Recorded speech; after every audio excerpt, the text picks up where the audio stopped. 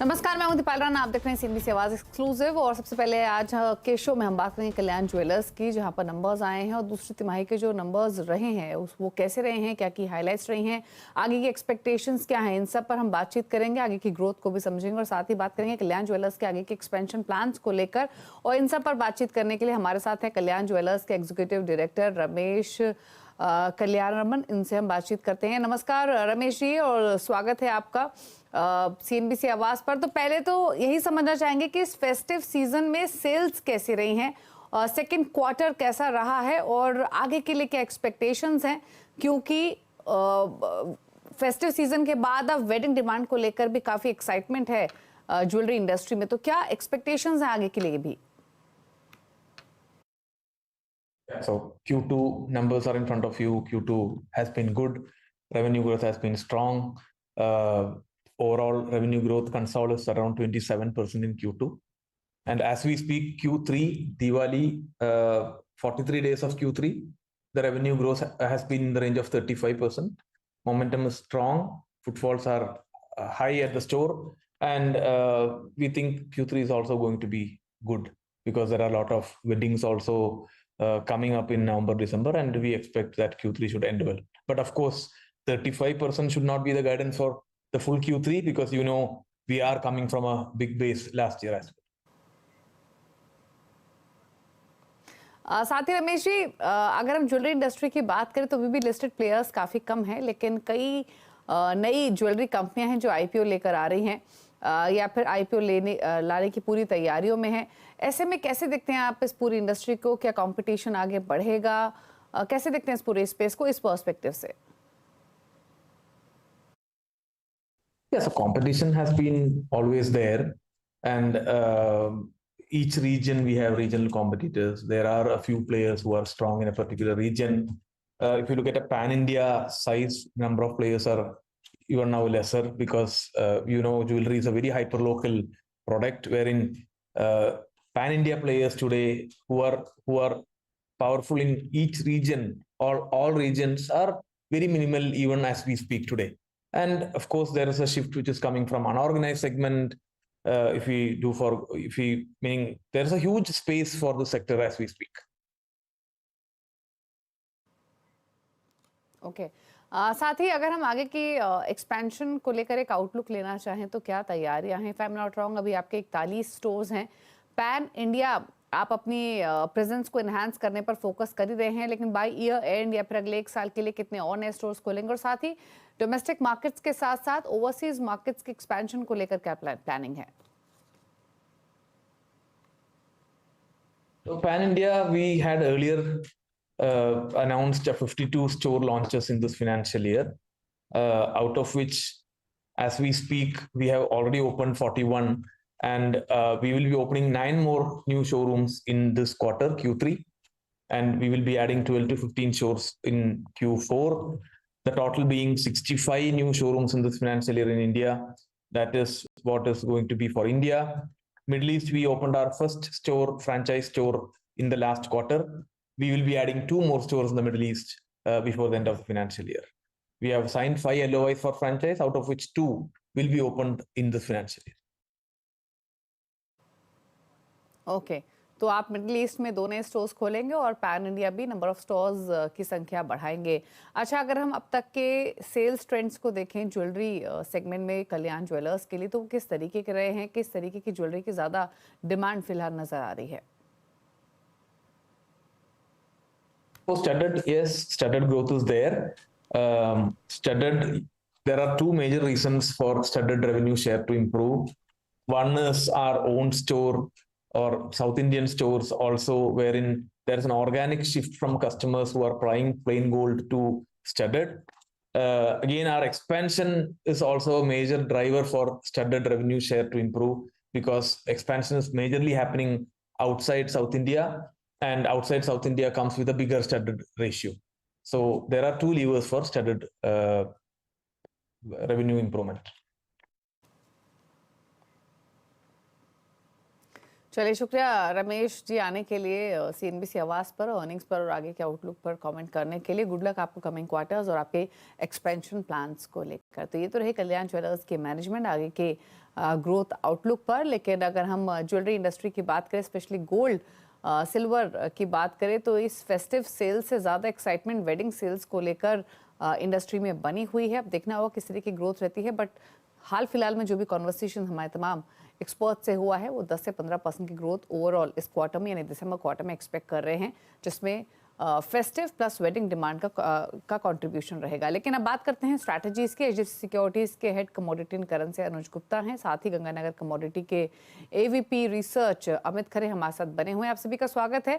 सबसे पहले सोने की बात कर लेते हैं, जहां पर हमने इंटरनेशनल मार्केट्स में भी गेन्स एक्सटेंड होते हुए देखे हैं। एक तरफ डॉलर थोड़ा सा फर्म हुआ है, बॉन्ड यील्ड्स थोड़े से फर्म हुए हैं, और साथ ही साथ जो इन्फ्लेशन का डेटा यूएस का है, वो भी कहीं ना कहीं इंडिकेट करता है कि शायद फर्दर यहाँ से जो रेट हाइक ना होने की बात है, वो और मजबूत होते हुए दिखाई दे रही है। और इसीलिए हमने सपोर्ट आते हुए देखा है। घरेलू बाजार में प्राइस से 60,000 के ऊपर आ चुके हैं। इंटरनेशनल मार्केट्स में $1970 के आसपास कर रहे हैं ट्रेड।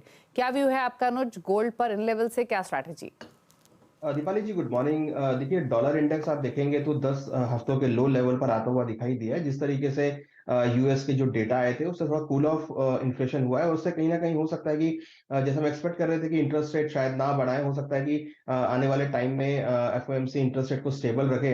तो उससे काफी हद तक हमने देखा है कि गोल्ड सिल्वर को, कमोडिटी को सपोर्ट मिला। इनफैक्ट बाकी एसेट क्लास को भी हमने सपोर्ट आते हुए देखा। तो मुझे लगता है कि कहीं ना कहीं उसका इम्पैक्ट जो है वो गोल्ड सिल्वर पे रहेगा, और एक बाउंस बैक हम एक्सपेक्ट कर सकते हैं गोल्ड और सिल्वर में। तो बाई साइड का ही कॉल हमें यहाँ पे देखने को मिल सकता है। हमने देखा था कि पिछले दिनों में $1938 तक गोल्ड गया था, वहां से ऑलमोस्ट $20 से $25 की रिकवरी हमने देखी है। चांदी $22 तक चली गई थी दिवाली के टाइम पे, अब वहां से थोड़ी रिकवरी होती हुई दिखाई दी है। तो पिछले हफ्तों में थोड़ी बहुत हमने कूलनेस देखी थी, जो कि अब इस हफ्ते में एक रिकवरी के मोड पर आती हुई दिखी है। तो बाय ऑन डिप्स की स्ट्रेटेजी रहेगी। गोल्ड हमें लगता है कि करीबन 60,025 के आसपास खरीदारी करें, 59,900 का स्टॉप लॉस लगाए, टारगेट करीबन 60,480 तक हो सकता है। और इंटरनेशनल मार्केट में एक्सपेक्ट कर रहे हैं कि $1975 $1980 तक के लेवल आ सकते हैं। वहीं चांदी के अंदर भी करीबन 71,450 के आसपास खरीदारी करें, 70,980 का स्टॉप लॉस लगाए, टारगेट करीबन 72,300 तक हो सकता है। और इंटरनेशनल मार्केट में लग रहा है कि करीबन $23.5 से लेकर $24 तक के लेवल आ सकते हैं। और डॉलर इंडेक्स भी लग रहा है कि हमें एक बार 103 तक के लेवल पे ड्रैग हो सकता है। तो मोमेंटम हमें लग रहा है कि गोल्ड सिल्वर में जैसा कंटिन्यूस चलता हुआ आया है, तो बाय ऑन डिप्स की स्ट्रेटेजी गोल्ड सिल्वर में देखने को मिल सकती है। सिल्वर पर आपका ट्रेडिंग व्यू क्या रहेगा अमित? जी, गुड मॉर्निंग तिवारी जी। मेरे को भी लगता है कि प्राइसेस जो है अभी थोड़ा सा अपसाइड की तरफ मूवमेंट करेंगे। जिस तरीके के डेटा कल यूएस की तरफ से आए हैं, वो थोड़ा सा इंटरेस्ट रेट में एक पॉज जो है दर्शा रहे हैं। ओवरऑल देखा जाए तो थोड़ा सा डॉलर इंडेक्स में भी एक करेक्शन देखने को मिला है। एज पर लेवल अगर मैं बात करूं तो 71,700 के आसपास दिसंबर वायदा सिल्वर में एक फ्रेश खरीदारी का ट्रेंड लिया जा सकता है। 71,000 रुपए का स्टॉप लॉस लगाकर प्राइस मेरे को लगता है 1 से 2 दिनों में 72,700 रुपए तक टेस्ट कर सकते हैं। जी देखा। अच्छा, बात कर लेते हैं अब कच्चे तेल की, जहां पर मिडिल ईस्ट टेंशंस के बीच में हमने क्रूड में काफ़ी उठापटक देखी है। प्राइसेस अब इंटरनेशनल मार्केट्स में ब्रेंट $83 के आसपास है। अगर घरेलू बाजार की बात करें तो 6500 के आसपास, इन्हीं लेवल्स के आसपास इनफैक्ट पिछले कुछ सेशन से घूमता हुआ दिखाई दिया है। अनुज, क्या स्ट्रैटेजी अब कच्चे तेल पर, क्या रेंज आप देख रहे हैं अगले कुछ दिनों के लिए, और ट्रेड लेना हो तो क्या सजेशन रहेगा? देखिए, एक तो ओपेक मेंबर्स की मीट है, डेफिनेटली उससे एक नया क्लू मिलेगा। मगर फिलहाल अगर आप देखेंगे तो नीचे में $78, ऊपर में करीबन $85, ये रेंज मार्केट ने बनाई है। और कहीं ना कहीं जो जियो पॉलिटिकल टेंशन थोड़े से एस्केलेट हुए हैं, उससे काफी हद तक सपोर्ट मिला है। और जैसे हम एक्सपेक्ट भी कर रहे थे कि $78 के आसपास से बाइंग एक्टिविटी देखने को मिलेगी, तो वही बाइंग एक्टिविटी हमने क्रूड में आती हुई देखी है। हालांकि कहीं ना कहीं अगर आप स्टॉक वाइज देखेंगे तो जो सप्लाई है वो बढ़ी है। हालांकि अभी यूएस ने भी अपने स्ट्रेटेजी रिजर्व में क्रूड को ऐड किया है, वहां से खरीदारी करी है, तो वहां से भी सपोर्ट आता हुआ दिखाई दिया। तो मुझे लगता है कि एक बाउंस बैक जो है वो क्रूड में कंटिन्यू देखने को मिल सकता है। तो यहाँ पर खरीदारी की कॉल रहेगी, करीबन 6,480 में खरीदारी करें, 6,425 का स्टॉप लॉस लगाए, टारगेट करीबन 6,570 तक हो सकता है। हमें लगता है कि $83-84 तक के लेवल आपको क्रूड में देखे जा सकते हैं। डिमांड थोड़ा सा बड़ा है जिसका सपोर्ट है, और आगे विंटर सीजन की डिमांड भी रहेगी, उससे भी असर आता हुआ दिखाई दिया है। डेफिनेटली मुझे लगता है कि एक मोमेंटम जो है वो थोड़ा पॉजिटिव हुआ है, तो बाय ऑन डिप्स की स्ट्रेटेजी क्रूड में देखने को मिल सकती है। ओके, नेचुरल गैस पे भी एक राय ले लेते हैं, जहां पर प्राइसेस वापस से थोड़े से अंडर प्रेशर आते हुए दिखाई दिए। 256 के आसपास घरेलू बाजार में ट्रेड कर रहा है, और इंटरनेशनल मार्केट में $3 के आसपास भाव है। अमित, क्या सजेशंस नेचुरल गैस पे इन लेवल से? हाँ, बिल्कुल दीपाली जी, करंट जो वायदा है अभी 256 के आसपास है, इन स्तरों पर ट्रेडर्स को खरीदारी का ट्रेंड लेके चलना चाहिए। मेरे को लगता है अभी शॉर्ट टर्म की अगर मैं बात करूँ थोड़ा-सा, तो मेरे को लगता है 280 से 285 तक के प्राइस इसमें टेस्ट कर सकते हैं। अगर ट्रेडर ज़्यादा रिस्क नहीं लेना चाहें तो इसमें मिनी कॉन्ट्रैक्ट भी अवेलेबल है, उसमें भी ट्रेड बनाया जा सकता है। ₹250 के नीचे का इसका स्टॉप लॉस रहेगा। जी दीपाली। ओके, अब बात करते हैं बेस मेटल्स की, जहां पर थोड़ा सा एक्शन आपको देखने को मिलेगा। जिंक में, एल्यूमिनियम में जिंक 231 के आसपास है, 206 के आसपास कर रहा है एल्यूमिनियम ट्रेड, और कॉपर भी 709 के लेवल्स पर है। तो पूरे ही बेस मेटल पैक में हरे निशान में ट्रेडिंग होते हुए दिखाई दे रही है। ½ % ऑन एन एवरेज गेन्स इन सभी कमोडिटीज में देखने को मिल रहे हैं। पहले राय ले लेते हैं जिंक पर। अनुज, क्या सजेशन जिंक पर? कंपैरेटिवली बेटर प्लेस रहा है तमाम बेस मेटल्स में, क्या स्ट्रैटेजी होनी चाहिए इन स्तरों से? देखिए जिंक में काफी अच्छा मोमेंटम रहा है एज कंपेयर। अगर आप कॉपर से कंपेयर करेंगे तो जिंक में काफी अच्छा मोमेंटम देखने को मिला है। तो यहाँ पे मुझे लगता है कि टेक्निकल बायस जो है वो पॉजिटिव है। कहीं ना कहीं अपसाइड मोमेंटम यहाँ पे रह सकता है। तो जिंक में खरीदारी करना चाहिए करीबन 229.50 के आसपास। जो स्टॉप लॉस है 227 का लगा है। टारगेट हमें लग रहा है कि ऊपर में 233 234 तक के लेवल देखने को मिल सकते हैं। तो मोमेंटम पॉजिटिव है। बेस मेटल में एक रिकवरी भी देखने को मिली है। तो मुझे लगता है कि जिंक एक अच्छा काउंटर हो सकता है जहां पे खरीदारी का ट्रेड बेस मेटल में लिया जा सकता है। ओके, आपको ट्रेड लेंगे क्या बेस मेटल पैक से अमित, स्पेशली एल्यूमिनियम या कॉपर पर? जी दीपाली, कॉपर में मेरे को काफ़ी अच्छा मोमेंटम दिखाई दे रहा है। अभी इसने काफ़ी समय बाद जो है ₹10 के ऊपर वापस फिर से ट्रेड किया है। तो मेरे को लगता है 709 के करीब एक बार ट्रेडर्स को इसमें खरीदारी का ट्रेड लेके चलना चाहिए। ₹704 का स्टॉप लॉस लगाकर इसमें 717 तक के टारगेट जो है 1 से 2 दिनों में देखने को मिल सकते हैं। जी दीपाली।